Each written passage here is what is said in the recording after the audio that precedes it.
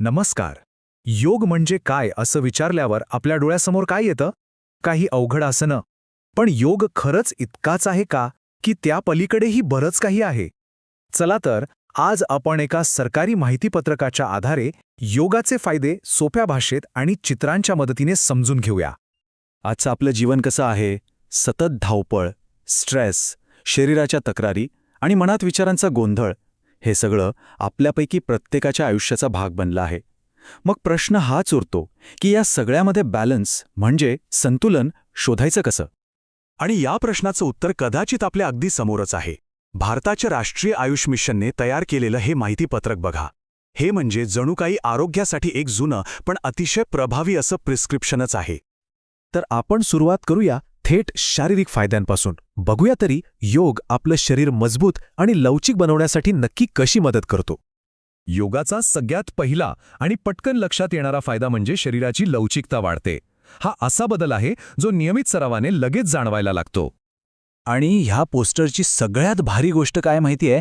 ते प्रत्येक फायद्याला थेट एका आसनाशी जोडतं. आता इथे बघा, शरीराची लवचिकता वाढवते असं लिहिलंय आणि बरोबर त्याच्या बाजूला पर्वतासनाचा फोटो दिलाय. म्हणजे एकदम स्पष्ट काय करायचं आणि त्याचा काय फायदा होणार हे एकाच नजरेत कळतं.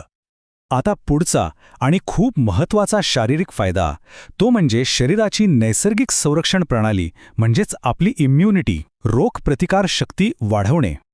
आणि गंमत बघा, रोगप्रतिकार शक्ती वाढवण्यासाठी चक्क शवासनासारख्या विश्रांतीच्या आसनाची शिफारस केली आहे. यावरून एक गोष्ट अगदी स्पष्ट होते की योग्य विश्रांतीसुद्धा शरीराला आतून मजबूत करण्यासाठी किती आवश्यक आहे. सूर्यनमस्काराचं महत्त्व तर यात विशेष करून सांगितले आहे. ही फक्त एक शारीरिक कसरत नाहीये. याने स्मरणशक्ती वाढते, एकाग्रता वाढते आणि सांधेसुद्धा लवचिक होतात. म्हणजे बघा, शरीर आणि मन दोघांसाठी हा एक कम्प्लीट वर्कआउट आहे. ठीक आहे, तर शारीरिक फायदे तर आपण पाहिले. आता जरा पुढे जाऊया आणि बघूया की मनाच्या आणि भावनेच्या स्तरावर योगामुळे काय बदल होतात. योगाचं खरं सार आहे संतुलनात. आणि हे संतुलन फक्त शरीरापुरतं नाही, तर मन आणि भावना या तिन्ही पातळ्यांवर संतुलन साधणं हा योगाचा खरा उद्देश आहे.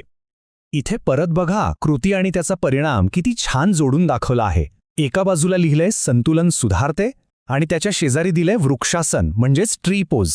शारीरिक संतुलन साधता साधता मानसिक संतुलन कसं मिळवायचं हेच तर यातून स्पष्ट होतंय. आता जरा ध्यानाच्या फायद्यांबद्दल या पोस्टरवरचं हे वाक्य ऐका. दररोज ध्यान केल्याने मनाची एकाग्रता वाढते, तणाव आणि नैराश्य कमी होते, विचार कमी होऊन सकारात्मकता आणि उत्साह निर्माण होऊन मन प्रसन्न राहते. वा, एकाच वाक्यात ध्यानाचे कितीतरी खोल परिणाम सांगितले आहेत नाही का? आणि हो, आजच्या काळातली एक खूप मोठी समस्या म्हणजे झोपेचे विकार. या पोस्टरनुसार नियमित योगाभ्यास ही समस्या दूर करायलाही मदत करतो. बरं, योगाचे फायदे फक्त सर्वसाधारण आरोग्यापुरतेच मर्यादित नाहीत. ही मार्गदर्शिका आपल्याला हेही सांगते की काही विशिष्ट आरोग्य समस्यांवर योग कसा प्रभावी ठरू शकतो. म्हणजे बघा, दीर्घकालीन आजारांवर नियंत्रण मिळवायला योगाची मदत होते. इतकंच नाही तर विशेषतः महिलांच्या आरोग्यासाठी, जसे की गर्भधारणेदरम्यान आत्मविश्वास वाढवण्यासाठी किंवा PCOD आणि मासिक पाळीच्या त्रासांमध्ये योग किती उपयुक्त आहे हे देखील इथे स्पष्ट केलं आहे. पण मग हे सगळे फायदे मिळतात तरी कसे? याचं उत्तर योगाच्या मूळ तत्वज्ञानात आहे. कारण योग म्हणजे फक्त शारीरिक व्यायाम किंवा आसनं नाहीत, तर ती एक संपूर्ण जीवन जगण्याची पद्धत आहे. या संपूर्ण सिस्टीमला म्हणतात अष्टांग योग. याची 8 अंग आहेत: यम, नियम, आसन, प्राणायाम, प्रत्याहार, ध्यान, धारणा आणि समाधी. आता लक्षात आलं? आपण ज्याला योग म्हणून ओळखतो म्हणजे जी आसनं करतो, ती तर या 8 पायऱ्यांपैकी फक्त एक पायरी आहे.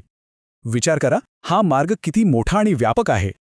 थोडक्यात सांगायचं तर ही अष्टांग योग प्रणाली फक्त शारीरिक आरोग्यासाठी नाही, तर एक संतुलित, समाधानी आणि अर्थपूर्ण आयुष्य कसं जगायचं याचे कम्प्लीट गाईड आहे.